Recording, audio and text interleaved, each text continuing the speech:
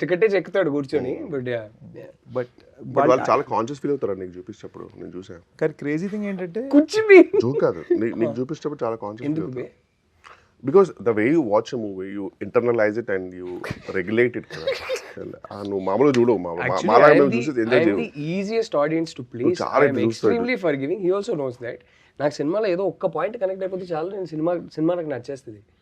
తెలుసు, ఇంటర్వ్యూ తర్వాత నీకు చెప్తా వాడి 3 సినిమాలకి ఏడ్చారా, ఆ తర్వాత ఆ సినిమా పేర్లు చెప్తా. నువ్వు షాక్ అవుతావు. ఈ సినిమాలో ఎక్కడుంది ఏడ్చేదంటే అప్పుడు ఎప్పుడో విలన్ వాళ్ళ కూతురుకి ఏదో పాపకి చిన్న నొప్పి అయితే ఆ పాప కూడా ఏడ్చిందని చెప్పి వాడు ఏడ్చాడు. నాకు అర్థం కాదు. సో అది సంగతి. ఇంకేంటి కానీ నువ్వు చూసిన కట్టుకు ముందు సుజిత్ గారు కిషోర్ వాళ్ళు చూసి దే సెడ్ ఈ ఇంటర్వెల్కి ఇలా చేస్తే బాగుంటుంది.